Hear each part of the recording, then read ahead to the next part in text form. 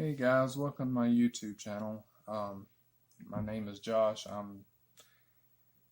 I've started a YouTube channel on how to draw for beginners. Last week we went through shapes, and this week we're going to try to go through shading. But before I get into all that, I want to show you these little pastels that I got, oil pastels. I've got them from Walmart for about, I think it was like $4 or $5. I've already done a picture trying to play around with them and figure out how the colors work, how they blend. Maybe later on in one of my videos, maybe in one of my videos later on in time, I'll do a tutorial on how to use these. Or if you want to just see a picture drawn with these oil pastels, any color, let me know and I'll try to do that. Alright, but in the meantime, I'm going to try to get into this, well, if I can get things situated, I'm going to try to get into this video on how to shade. Alright, I've started this video a couple of times and it's already been messing me up, so bear with me. I've already started on the colors. Alright, but the first thing I want to show you is what we call the light, or the value, not the light value, but the value.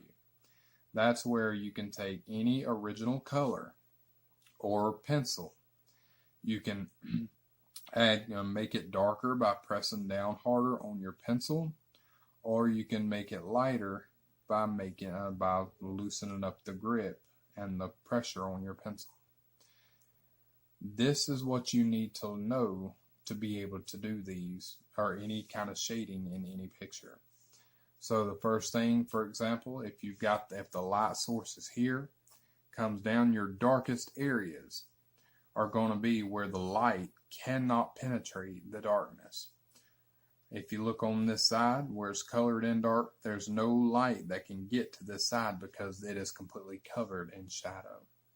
If you look at the front, there may be some light that shows, so it's not going to be as dark as this back here, because there is going to be some lights that can round the corner, or what we call reflective light, and I'll get to that in a little while. But it's just not as dark as the back part. Alright, if you look at a cube, a lot of times I have trouble more with a cylinder than I do a cube, but again, we'll get into that in a second, because that's sort of a little different than what I'm used to.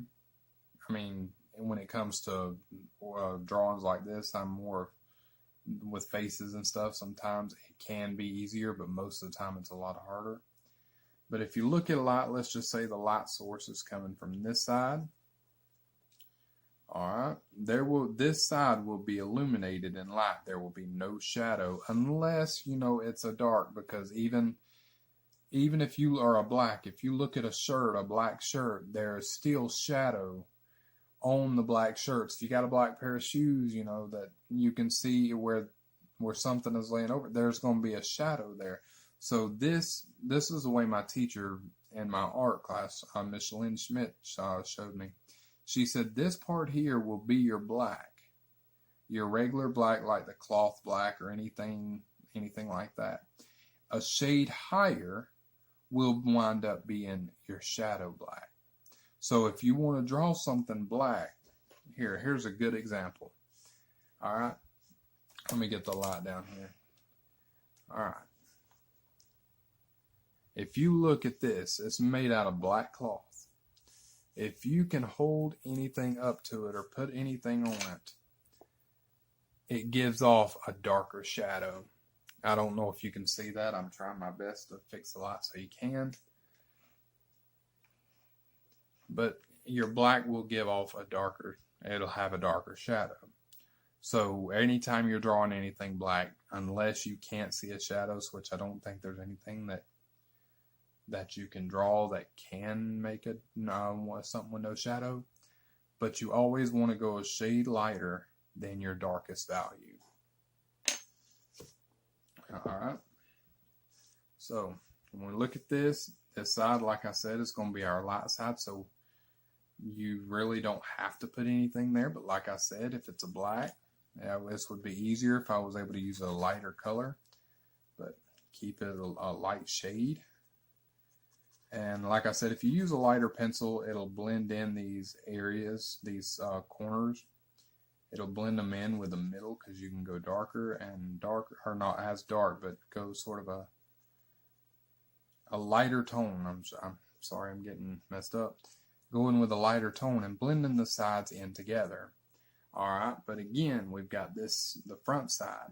There's no light at all getting to this side, so this is going to be a dark.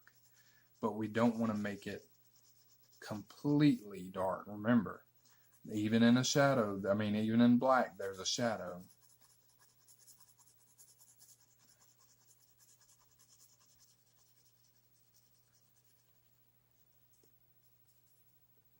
And in a minute, there's more than a few ways to shade, so I'm wanting to show you in a little while another way you can shade, which I find very fun, especially with pen and ink. You know, if you're got like the old quills, they're really fun to play with, especially doing this. Alright, now remember what I said about the light. There's light hitting the top too, so again, it would stay this color, a light color.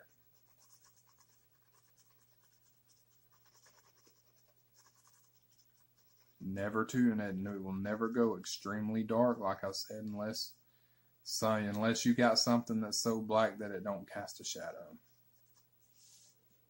Okay, but like I said, most time people leave the light areas.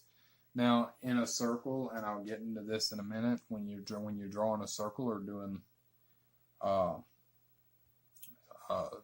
like a little ball, drawing a little ball and with light on it or something, you'll have a reflected light, you'll have the darkest shadow, you'll have a mid-tone shadow, and then at the I don't know if that's the technical term, so that's what I like to call mid-tone shadow.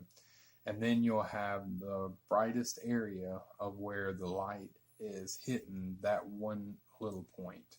And again, I'll get into that in a minute. All right, when we come to the sphere, all right, let's say the light comes from the side this time. I hope you're able to see all this. All right, now remember, this side will be the lightest side because the light is hitting that side. There will be no shadow on that side. But like I said, here's where your midtones come in. This is what makes it a little harder. About half, maybe a third of the way, you'll have a bright, or like a very light shadow. But when you get on back, especially to the back part where no light at all is getting to, it'll become the darkest shadow. Now I don't mean this dark, but I mean this part right here. You're black. It'll become your dark shadow. And then you blend that in as you get to your midtones. And there are many ways to blend this. You can blend it just like I did, and some people leave it like that. I've seen videos of that. But if you're like me and really like it to be smooth, you can take a piece of cloth or paper towel or whatever. I'll use my finger and just blend it in. It gives it sort of a smoother edges, smoother look. All right. Now to keep going, now if you look here, the light's coming from this source, so there's no light getting up here and no light getting to the bottom. So this would become, just like the rest of it, our darkest area.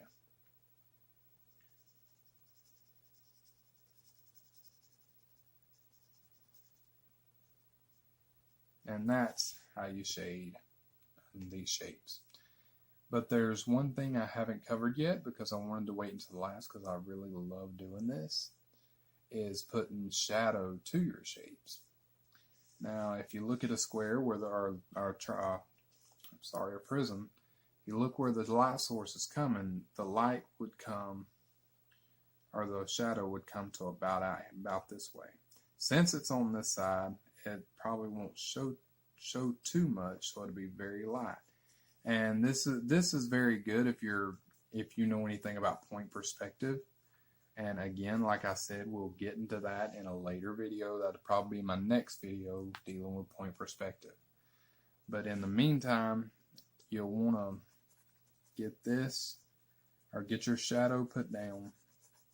But like I said, you got to be very careful with this if you don't know anything about point perspective, because it can become kind of difficult to understand if you're not used to it. Alright, and that's how you put a shadow to a shape. Alright, for a square, since it's coming this way, it'll block this off. Find your point, because a shadow don't show shape. I mean, not as clearly as this. Yep, messed up a little bit there.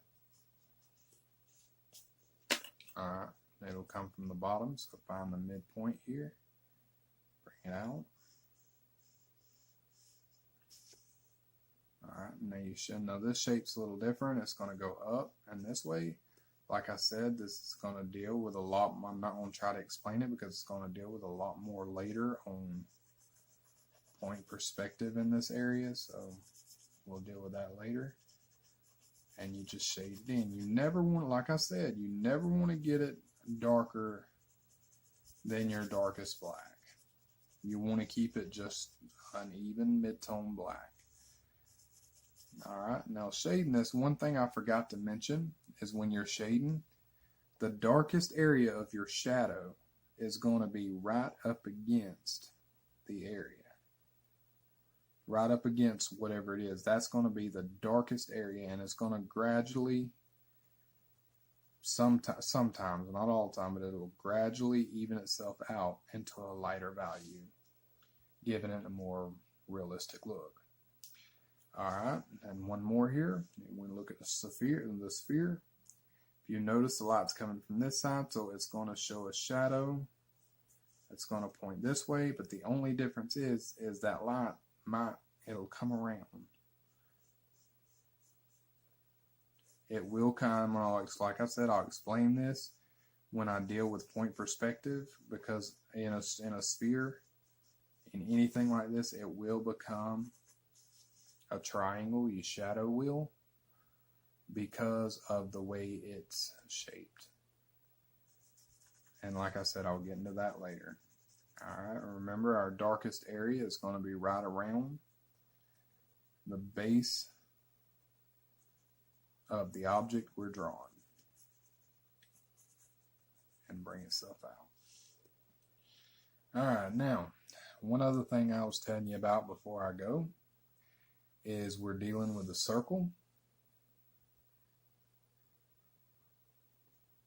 I know my circles aren't as good as they should be. I probably should have used something, but it's just for an example right now. Alright. Now, the first thing to look at is find out where the light source is coming from. Our light source would be illuminated on the circle. Like I said, I'm having to do this darker because it's not as showing up as well on the camera. But we find our light source where the light penetrates it, and then we start and find out where our middle ground is, our middle shadow, which is going to be our mid, not dark shadow, but a light shadow. And we shade that in to about 1/3 of the ball. And again, this is what I'm talking about reflective light. Reflective light is when the light source, or the light from the light source, bounces off of, let's just say a table or whatever, here, a table or whatever the ball is sitting on, and bounces back toward the ball. Again, that's going to be, it's not going to be as bright. The reflective light will not be as bright as this, but it will have its own like glowing effect on the object. All right, so our darkest area would be about the other third of the way down. So that's going to be sort of our darkest shadow. Remember, never go extremely dark. I cannot express that enough, because you can go as light as you want and fix the mistake, but once you go too dark, it is very, very hard to fix that. That's why any artist you see drawing, they will use a light touch before they put their finishing drawings or finishing effects or anything like that on there. On their preliminary sketches, a preliminary sketch is the beginning sketch, and a lot of people don't know this, but to be able to, I mean, it's easier to do a preliminary sketch and go from there than it is to set and try to do a whole sketch just up front and have a drawing right then. I've never known an artist, I've seen people try it and fail at it, but I've never known an artist to actually take a picture and out of their head and put it straight to paper without doing a preliminary sketch. And they've got to know what they're doing. They'll know what they're doing before they do it. It's sort of a guideline for them. All right, you got your darkest area, and you're going to blend that darkest area. Remember, sometimes this will not happen like on the extreme corners here, but in any round shape, you remember your lights and darks will shape up into, or will blend into the surrounding other shadows. So like I said, and all this up here will become lighter than the midtone. So this will be like the lightest shade you got. Like this is dark black. This is our lighter black. Well, then we can take this as far all the way down till it's just pure, like a grayish, almost more white than anything.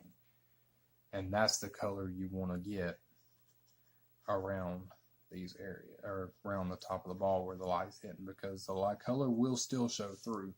This piece here, just for some reason, it blocks out the absence of color. All right, now back to the reflective light. When that light reflects off whatever object it's on, it's going to leave like a glowing effect. So, like I said, not a completely white and not a completely dark, but just a little shadow, which will be sort of what we call our reflective light. And like I said, if you're like me and don't like rough edges, take your finger or something and just mix it all together. And there you have your sphere. Alright, now I'm going to show you another little technique that I was showed in school and I fell in love with. I don't get to do it much, but when I do, I enjoy it. Before I get to that, I want to show you one I drew. It was out of my head. It was done by charcoals, which was using the same shading effect as what I was showing you on the video, or on the shades. This was just one out of my head. I had some charcoal that I made, and this is just done by laying the charcoal down and smoothing it out with my fingers. That's all it was. And hopefully before we get done with these videos, you'll be drawing better than this. Alright, but in the meantime, let's get back to what I was talking about. Alright, the last thing I'm going to talk to you about is that is just one way for shadows. There is so many other ways you can do shadowing or shading. A lot of times, like I said, this one is my absolute favorite to play with. And I don't know if anyone's heard of this, but if you have, let me know. It's called cross hatching or hatching. It's where you make lines evenly, sometimes not, and it's close together, and it gives it a sort of a nice shading effect. Now, but like I said, I would rather particularly do these with ink because it's very hard to draw things out with with pencil, like, or draw a, it's hard to hatch with pencil than it is with pen, and I got a pen right here and I'll show you. Alright, when you got a pen, it makes really close or narrow lines, so it gives it a nice hatch look. And I don't see how the pencil has got that wider area than the pen does. It's because of the graphite. If you can see, I don't know if my camera will show it, but after you use your pencil a while, it's going to wear itself down to more of a blunt end, and it will not do exactly what you needed to. Whereas if you got a pen, you can have a consistent same size line. Alright, and this is what we call regular hatching. Now, there's also to make it darker, they go from hatching to what we call cross hatching. That's where you take a hatching of any angle, and you turn around and go the opposite way with it to make your drawing look darker. Now, I have seen videos and people drawn to where they have done cross hatching, and even to make it even darker, they've added another layer going in different directions, and it gives it more of a nice shadowy look if it's done right. But then again, it is a little more difficult than the shading I was showing you. And the last one I want to show you is one that I've seen done. I've not tried it myself yet because it really scares me, and I don't know why. But it's where you use nothing more than dots. I do know the principle of it. Like in the darker areas, you're going to use dots that are closer together, and in the lighter areas, you're going to separate them to make it look more, make it look lighter.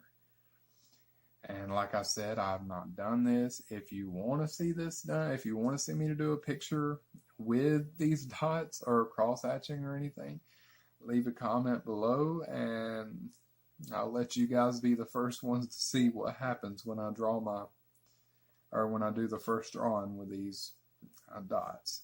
Like I said, next week I'm going to try to have my next video on perspective, or point perspective. I think there's 1, 2, 3, 4, and 5 point that I know of. It probably goes higher than that, but that's what I was taught. So I will see you next week, and I hope y'all enjoy it. One other thing before I go, somebody told me here the other day that I needed to do like a little project for you guys at the end of my videos. So at the end of this video, since we're at the end of the video, I want to see what kind of artwork you can come up with on your own using any type of shading you want. You can go with dots, cross hatching, or you can go with pencil shading. I'm going to let you guys decide, and I am looking forward to see what you guys come up with. So hit the like this video, subscribe to it, to my channel, and let me see what you guys come up with. Hope y'all have a good rest of the day.